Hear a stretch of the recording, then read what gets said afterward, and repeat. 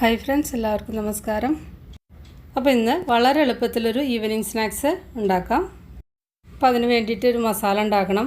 അപ്പോൾ ഒരു മിക്സിയുടെ ജാറിലേക്ക് ഒരു 3-4 പച്ചമുളക്, എരിവ് കൂടുതൽ വേണമെങ്കിൽ നിങ്ങൾക്ക് കൂടുതൽ ചേർക്കാം. പിന്നെ ഒരു 1/4 ടീസ്പൂൺ ചെറിയ ജീരകം. നിങ്ങൾക്ക് ഇതിൻ്റെ അളവ് കൂട്ടുകയോ കുറയ്ക്കുകയൊക്കെ ചെയ്യാം കേട്ടോ. ഞാനിപ്പോൾ 1/4 ടീസ്പൂണേ ചേർത്തിട്ടുള്ളൂ. പിന്നെ 3 വെളുത്തുള്ളി, ചെറിയ അല്ലി വെളുത്തുള്ളിയാണ് ചേർത്തിരിക്കുന്നത്, 3 എണ്ണം. പിന്നെ ഒരു ചെറിയ കഷ്ണം ഇഞ്ചി.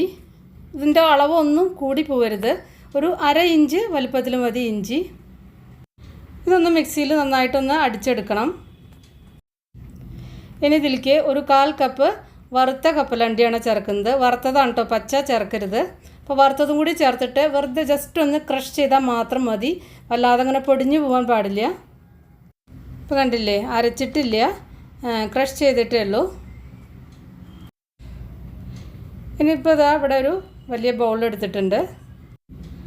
ആദ്യം ഒരു പൊട്ടറ്റോ നന്നായിട്ടൊന്ന് ഗ്രേറ്റ് ചെയ്തെടുക്കണം.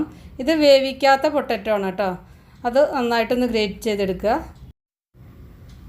കുറച്ചൊരു വലിപ്പത്തിലുള്ള ഒരു പൊട്ടറ്റോ ആയിരിക്കണം. ഇനി വളരെ ചെറുതാണെങ്കിൽ നിങ്ങൾ 2 എണ്ണം എടുത്തിട്ട് ഗ്രേറ്റ് ചെയ്യാവുന്നതാണ്. അപ്പോൾ അത് പൊട്ടറ്റോ നന്നായിട്ട് ഗ്രേറ്റ് ചെയ്ത് വെച്ചിട്ടുണ്ട്. അതിലേക്ക് ഈ മസാലയും കൂടി മിക്സ് ചെയ്യുക. ഇതിലേക്ക് ആവശ്യത്തിന് മല്ലിയില ചേർക്കാം. ഇനി ഇതിലേക്ക് ഒരു സവാള ചെറുതായിട്ട് അരിഞ്ഞതും കൂടി ചേർത്തിട്ടുണ്ട്. ഇതിലേക്ക് ഇനി ഒരു 1/4 കപ്പ് അരിപ്പൊടിയാണ് ഞാൻ ചേർത്തിരിക്കുന്നത്. അത് വറുക്കാത്ത അരിപ്പൊടിയാണ് ഞാൻ ചേർത്തിരിക്കുന്നത്. നിങ്ങളുടെ കയ്യിൽ വറുക്കാത്തതില്ലെങ്കിൽ വറുത്തതായാലും പ്രശ്നമില്ല. ഇപ്പോൾ ഇതിലേക്ക് എടുത്തിരിക്കുന്നത് പത്തിരിപ്പൊടിയാണ്, അല്ലെങ്കിൽ ഇടിയപ്പത്തിൻ്റെ പൊടി ആയാലും മതി. പുട്ടിൻ്റെ പൊടി ഇതിന് ഉപയോഗിക്കരുത്. ഇനി ആവശ്യത്തിന് ഉപ്പും കൂടിയും ചേർക്കുക. പിന്നെ ഇതിലേക്ക് 2 ടേബിൾ സ്പൂൺ തൈരാണ് ചേർക്കുന്നത്. അധികം പുളിയില്ലാത്ത നല്ല കട്ടി തൈരാണ് ചേർത്തിരിക്കുന്നത്. 2 ടേബിൾ സ്പൂൺ നിറച്ചും വേണം കേട്ടോ, 2 വലിയ സ്പൂൺ തന്നെ വേണം. എല്ലാം കൂടി നന്നായിട്ട് മിക്സ് ചെയ്യുക. ഇതിലേക്ക് ഇനി ഒരു നുള്ള് സോഡാപ്പൊടി ചേർക്കുന്നത്, വളരെ കുറച്ചാണ് ചേർക്കുന്നുള്ളൂ.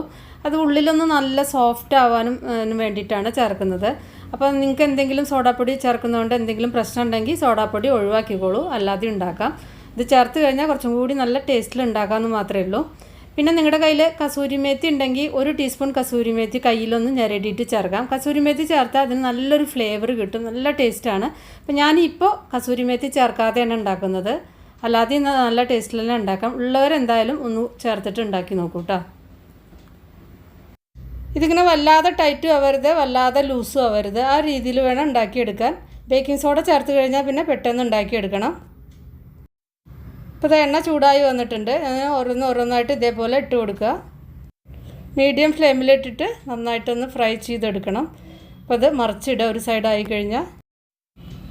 ഇപ്പോൾ ഇത് നല്ല ഗോൾഡൻ കളറിലായിട്ടുണ്ട്. ഇത് ഇനി വറുത്ത് കോരാം.